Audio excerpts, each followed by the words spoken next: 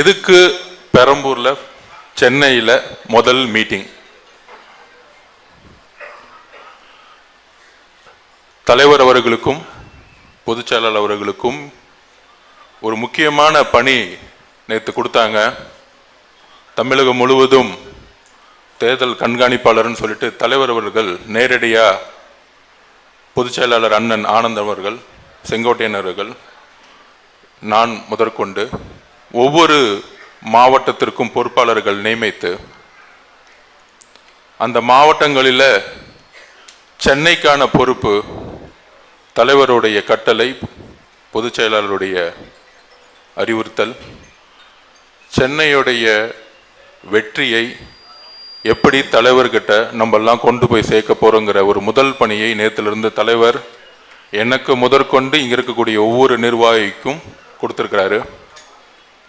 அதில் முக்கியமாக நம்மளுடைய மாவட்ட செயலாளர் சிவா அவர்களுடைய பணியை மிகப்பெரிய அளவில் பாராட்டணும். இந்த குறுகிய காலகட்டத்தில் கிட்டத்தட்ட 40,000 உறுப்பினர்களை சேர்த்தது ஒரு மிகப்பெரிய சாதனை.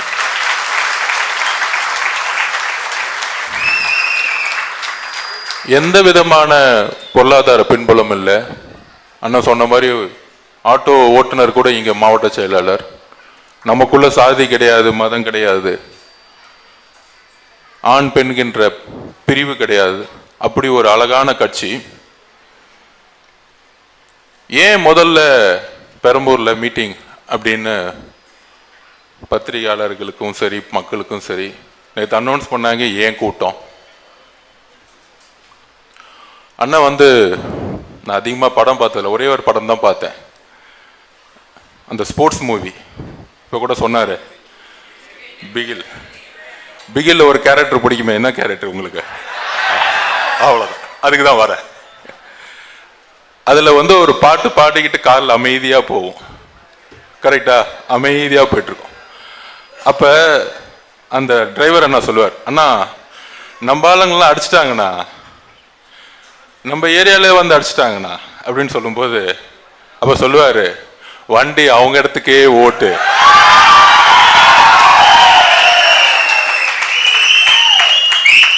அப்ப திருப்பி அந்த டிரைவர் சொல்லுவாரு, அண்ணா நம்ம தனியா போறோம்னா யாருமே கூட இல்லைண்ணா அப்படின்னு. அப்போ ஒரு பாட்டு வரும், என்னதான் நடக்கும் நடக்கட்டுமே, சொல்லுங்க நீங்களே சொல்லுங்க, இருட்டனில் நீதி மறையட்டுமே, தன்னால தலைவன் ஒருவன் இருக்கின்றான். நம்மளுடைய தலைவர் பெரியார், நம்மளுடைய தலைவர் புரட்சி தலைவர் அம்பேத்கர்னு ஒரு 5 தலைவர் வச்சிருக்காரு. அப்படி அந்த என்ட்ருக்குள்ள போகும்போது திடீர்னு கார் நின்ன உடனே அங்கிருந்து அப்படி ஒரு வில்லன் வருவார், நம்ம முக ஸ்டாலின் ஐயா மாதிரி.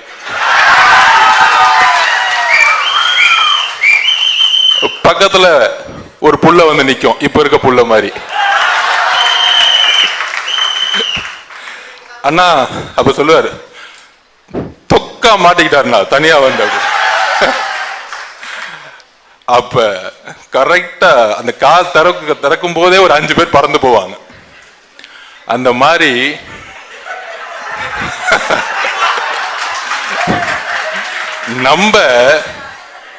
நம்ம துறைமுகத்துல அமைதியா பிரச்சாரம் பண்ணிட்டு இருந்தோம். நம்ம பாட்டிக்கு வீடு வீடா போய், எப்பொழுது என்னுடைய தங்கை கர்ப்பிணி பைய வயிற்றுல கை வச்சாங்களோ அன்னைக்கே முடிவு பண்ணிட்டார் தலைவர் முதல்ல வட சென்னையில இறங்கணும்னு.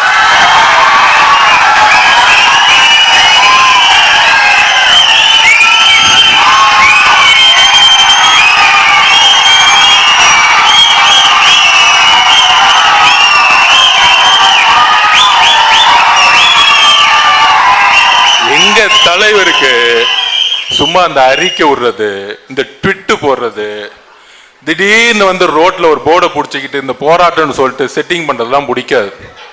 நீ இந்த தேர்தலை தானே ஜெயிச்சுக்கிட்டு இருக்க, அதனால தானே இந்த ரவுடிசம். அந்த தேர்தலே ஒன்னு இறக்குறான் பாரு, எப்படிலாம் வச்சு வச்சு வச்சு வச்சு வச்சு மக்களை ஓட்டு போட வச்சு, தப்பா நினைச்சுக்காதீங்க, மக்களை ஓட்டு போட வச்சு உங்களுக்கெல்லாம் ரிட்டையர்மெண்ட் கொடுத்து உங்களுக்கெல்லாம் எந்த ஜெயில் வாழ்க்கையை பார்க்க வைக்கணுமோ அங்கேயே உங்களை நிரந்தரமா அனுப்புறதுக்கு முடிவு எடுத்துட்டார். அதுக்கு தான் சொன்னாரு 1962 சென்னை எப்பயுமே யாரோட கோட்டையா இருக்கு? திமுகவோட கோட்டையா இருக்குன்னு சொல்லுவாங்க. இன்னும் சொல்ல போனா அதிமுகவுடைய தலைவர்கள், ஏன் புரட்சி தலைவர் எம்ஜிஆர் கூட, ஏன் அம்மா கூட சென்னையில் அதிகமா நிக்க மாட்டாங்க. ஆர்கே நகர்ல கடைசியா நின்னாங்க. அந்த அளவுக்கு சென்னை கோட்டை கோட்டைன்னு சொல்லிட்டு இருந்தாங்கல்ல. அதுக்குதான் பெரம்பூர்ல முதல் மீட்டிங். இன்னையிலிருந்து சென்னை டிவிக்கே மட்டும்தான். உடனே வந்துருவாங்க சில பேர். இல்ல வட சென்னைக்கு சேகர் பாபு அண்ணன் ஒருத்தர் இருக்காரு. நில்லுங்க. அண்ணன் சேகர் பாபு அண்ணன் படிச்ச ஸ்கூல்ல இங்க ஹெட் மாஸ்டர் VS பாபு வந்திருக்காரு.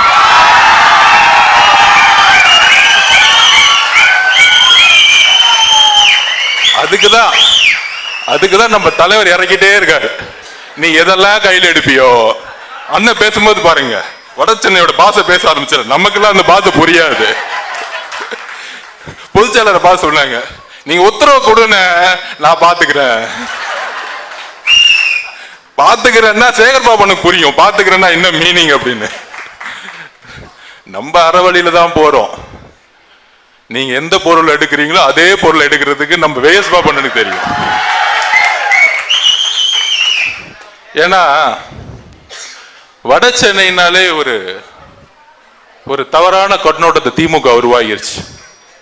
வட சென்னை மக்கள்னாலே ஒரு அன்பு மிகுந்த பாசம் மிகுந்த ஒரு மக்கள். அப்படி ஓடி வரும்போதே கட்டி பிடிப்பாங்க. இங்க ஜாதி இல்ல, மதம் இல்ல, எல்லாம் தொழிலாளிகள், எல்லாம் உழைப்பாளிகள். அதனால திமுக எப்பயுமே இந்த பிரிச்சு விடுற வேலை எல்லாம் இங்க செய்ய முடியாது. ஆனா அந்த வட சென்னை வேலை எப்படி இருக்கு இன்னைக்கு? எல்லாமே மேக்சிமம் சேரிகள். மழை பெஞ்சா வெளியே வர முடியாது, பஸ் ஸ்டாண்டு கிடையாது, ஒரு காலேஜ் கிடையாது, ஒரு மருத்துவமனைக்குள்ள போக முடியாது. மழை பெஞ்சிச்சு 70க்குள்ள, உடனே கலைஞர் ஓடி வந்தார் வேட்டி தூக்கிட்டு. நானும் உங்கள ஒரு ஆள் தான். எங்கிருந்து? கோபாலபுரத்துல இருந்து ஓடி வருவார். நம்மளும் என்ன நம்பணும்? ஆமாமா, நமக்காக முதலமைச்சர் ஓடி வராரு வட சென்னையை நோக்கி வேட்டி கட்டிக்கிட்டு. சரி போச்சு, நமக்காக நம்பணும். திருப்பி 2010 அவருடைய மகன் வந்தார், ஸ்டாலின் வந்தாரு, அவரும் வேட்டி கட்டினாரு. 21 வந்துச்சு, வேட்டியில இருந்து என்ன பண்ணிட்டாங்க? ஓகே, புரிஞ்சுக்கிட்டேன். கரெக்டா ஷூட்டிங்லாம் போட்டு கேமராலாம் போட்டு ஒரு கோட் ஷூட் போட்டு வந்துட்டார்.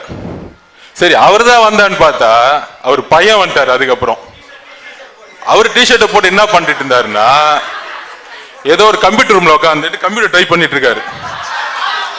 ஆனா அந்த கேமராக்காரன் என்ன பண்ணிட்டான், அவர் என்ன டைப் பண்றாருன்னு வெளியே காமிச்சிட்டான். அந்த கம்ப்யூட்டர் ஆனே ஆகல.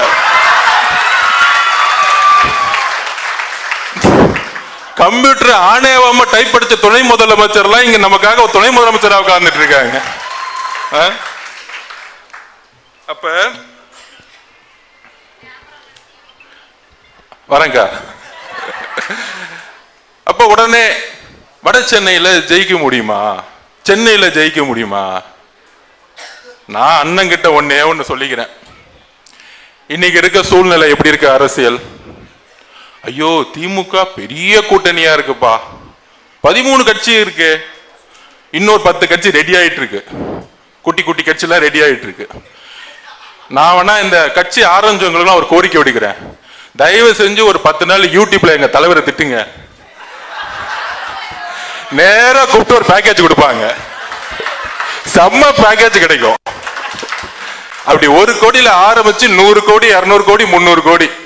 இதே தேசிய கட்சியா இருந்தா 200 கோடி. அதெல்லாம் ஆல்ரெடி செட்டில்டு 6 மாசத்துக்கு முன்னாடியே. சோ பேக்கேஜுக்கு ரெடி ஆயிட்டாங்க. அந்த பேக்கேஜ் கட்சிங்களா எப்படி இருக்குன்னா, ஷேர் ஆட்டோ கட்சிங்களா, வைகோ அவர்கள் பேசுவார் கொஞ்ச நாளுக்கு முன்னாடி, தமிழ் இனத்தின் மிகப்பெரிய துரோகி யார் தெரியுமா? இந்த கலைஞர் குடும்பம், இந்த மு.க. ஸ்டாலின் அப்படின்னு பேசினவர் இன்னைக்கு மாண்புமிகு துணை அமைச்சர் உதயநிதி தான் அடுத்த தமிழகத்தின் திராவிடத்தின் வாரிசு. இந்த வீடியோ எல்லாம் நம்ம எடுத்து போடுவோம். இந்த 10 வருஷமா இன்னும் திமுக நம்ம பிரச்சாரம் பண்ணவே வேணாம். வைகோ அவர்கள் இந்த திமுக பத்தி என்னெல்லாம் பேசினாங்களோ அந்த வீடியோ எடுத்து போடுவோம். அடுத்தது நம்மளுடைய கேப்டன் விஜயகாந்த் அவர்கள் நமக்கு ரொம்ப பிடிக்கும், நமக்கு ரொம்ப பிடிக்கும், நம்ம தலைவருக்கு ரொம்ப பிடிக்கும். அவர்களுடைய தொண்டர்களுடைய கனவு என்ன? அந்த கட்சி எதுக்காக ஆரம்பிச்சாங்க? இந்த குடும்பம் தீய சக்தியை தூக்கி எறியணும். இதுதான் கடைசி நிமிஷம் வரைக்கும் அவர் பேசிக்கிட்டு இருந்தார். கரெக்டா? இன்னைக்கு எங்க போய் செட்டில் ஆயிட்டாங்க? என்ன திமுக என்ன சொன்னாங்க 2016ல?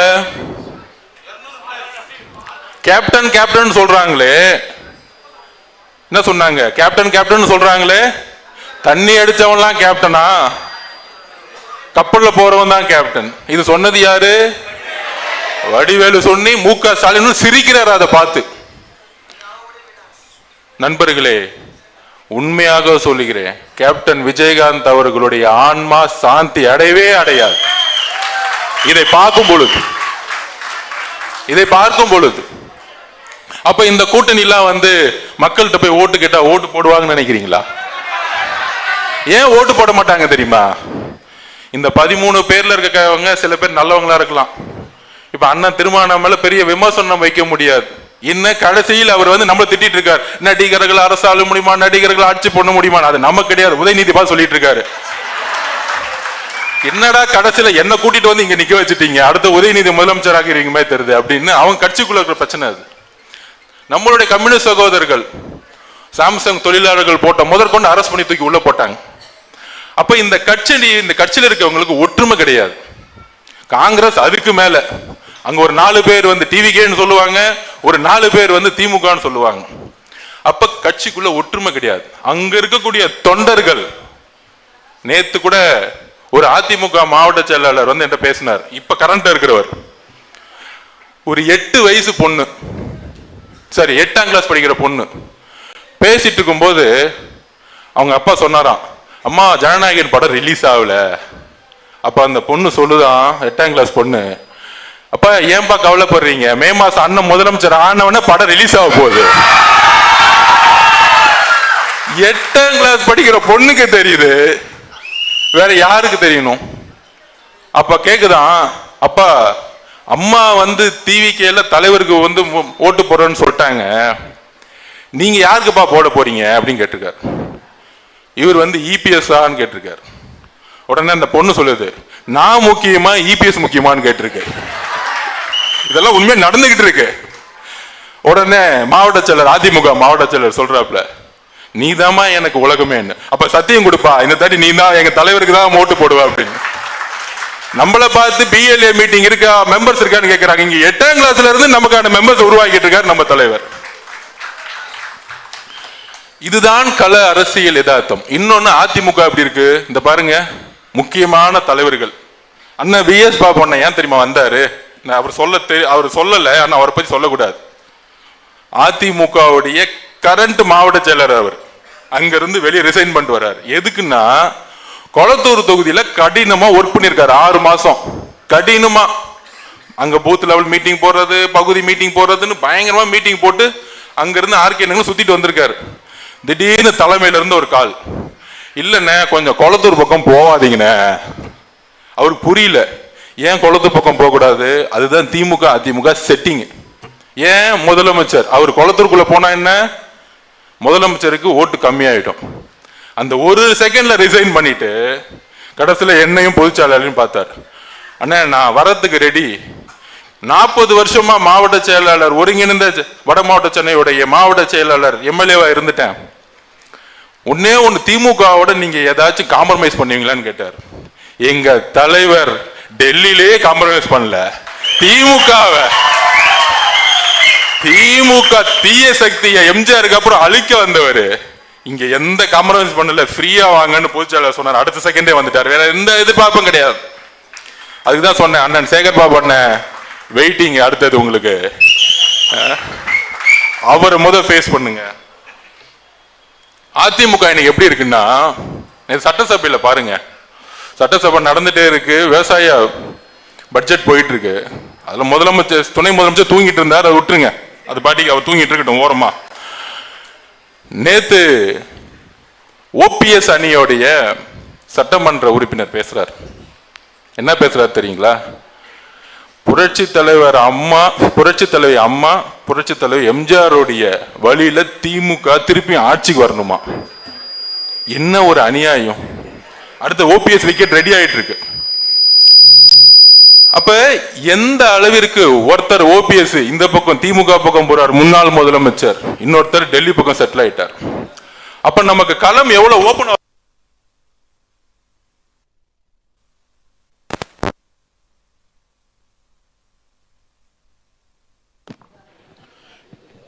எந்த அளவிற்கு களம் நமக்கு ஓபனா இருக்கு பாருங்க. நீங்க நினைக்கலாம் 13 கட்சி, இந்த பக்கம் 10 கட்சி, எல்லாமே பொருந்தாத கட்சி. அதிமுக கூட்டணி கட்சியில இருக்கவங்களே அவர் முதலமைச்சர் வைப்பான்னு சொல்றதுக்கு வாய் வர மாட்டேங்குது.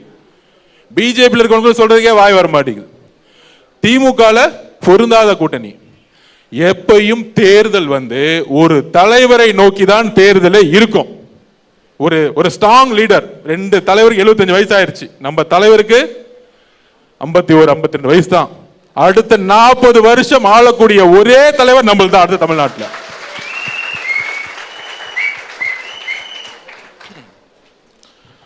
அதை நம்ம நம்பணும். முக்கியமான இன்னொரு பிரச்சனை இருக்கு. இந்த வட சென்னையில அண்ணன் கிட்ட ஒரு தீர்மானம் நிறைவேற்றணும்னு நினைக்கிறேன். தலைவருடைய மைண்ட் எப்படின்னா, பேசும்போது ஒன்று சொல்லுவார், எப்பயாச்சும் கேட்போம், அண்ணா நீங்களாம் தொகுதின்னா எங்கன்னா நிற்பீங்க அப்படின்னு அண்ணன்ட்ட கேட்போம். அண்ணன் சொல்லுவாரு, எங்க வறுமை அதிகமா இருக்கோ, எங்க ஏழ்மை அதிகமா இருக்கோ,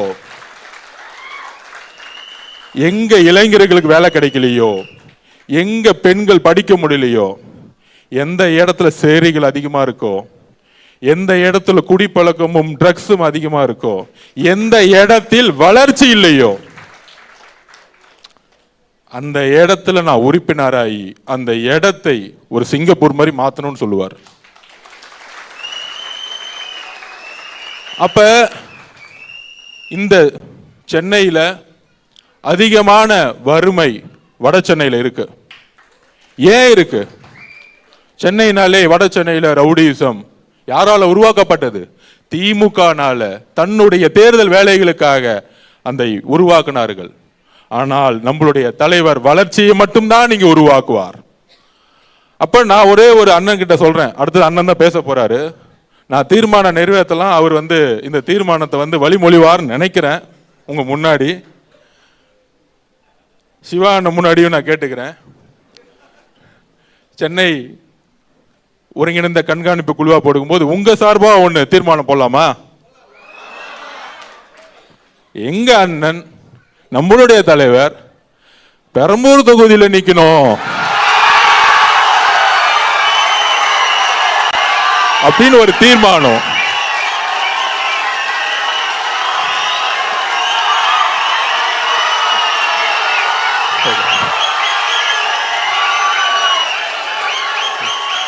அதே மாதிரி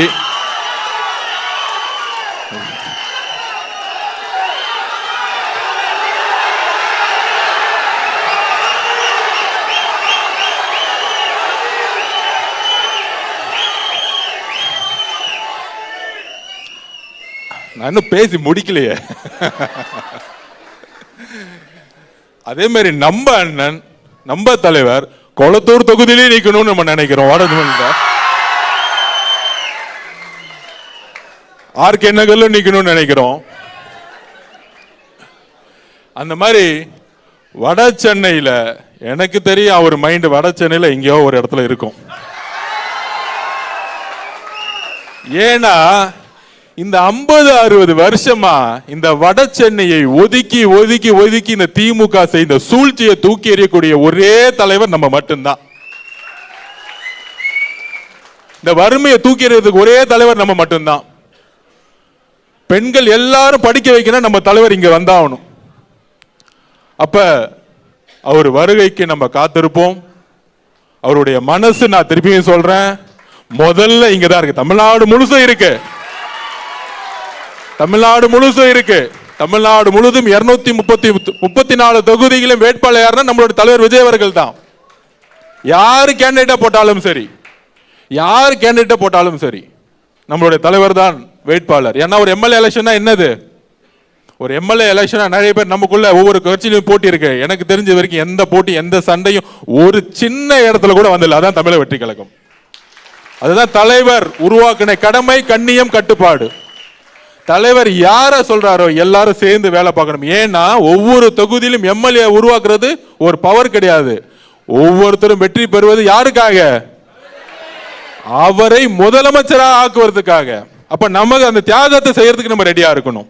யார வேணா அண்ணன் போடட்டும், அது புதுசா வந்தவங்களா இருக்கலாம், விஎம்ஏல இருந்து வந்தவங்களா இருக்கலாம், யார் வேணா இருக்கட்டும், நமக்குள்ள இருக்க ஒரே குறிக்கோள் என்ன? தலைவர் முதலமைச்சர் ஆகணும். அப்போ சொல்லக்கூடியவர் அண்ணன் சொன்ன மாதிரி, விஸ்வான சொன்ன மாதிரி, இந்த 60 நாட்கள் 24 மணி நேரம் வேலை செய்யணும், 24 மணி நேரம் வேலை செய்யணும். அதுக்கு எல்லாம் உங்களோட சேர்ந்து வேலை செய்யறதுக்கு நாங்க வந்திருக்கோம். உங்களோட சேர்ந்து, உங்களோட இணைந்து, நைட்டு உங்களோட நைட்டு பகல் உங்களோட தூங்கி, இதுக்கு தான் நாங்க எல்லாரும் இங்க வந்திருக்கோம். சோ இதை நம்ம 60 நாள் கரெக்டா இருந்து சென்னையில் இருக்க 16 தொகுதியும் நாம் வெல்ல வேண்டும். 16 தொகுதியும் தமிழ்நாடு முழுவதும் சைவர்கள் கூட பிரச்சாரம். ஒரு நல்ல விஷயம் பாருங்க, சிவாவோட லக்கு பாருங்க, பெரம்பூர்ல இருந்து ஆரம்பிக்கப்பட்டுருச்சு. இங்க இருந்து பொதுச்செயலாளர் கரெக்டா நோட்ஸ் போட்டார். அது எதுக்காக போட்டாருன்னு தெரியல அண்ணன், எனக்கு தெரிஞ்சு ஏதோ ஒரு பிளேஸை சூஸ் பண்ணிட்டாரு.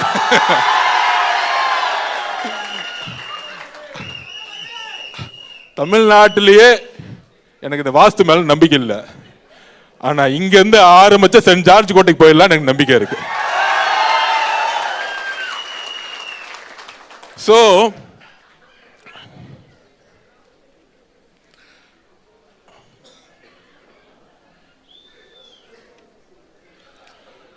தீர்மானம் சொல்லிட்டோம். தீர்மானத்துக்கு பதில் கொடுக்கிறவர் யாரு? அந்த தீர்மானத்தை வழிமொழிய இல்ல அலோ பண்ண என்னப்பா பொதுச்செயலாளர் மேல நிறைய பேசுறீங்க அண்ணன் சிவா சாரா, நீங்க பேசலாம் என்ன வேணாலும். பொதுச்செயலாளர் அதை இந்த தீர்மானத்தை இந்த அவையில கொண்டு வந்து நிறைவேற்றுவார் என்ற நம்பிக்கையுடன் உங்களோட சேர போறேன்.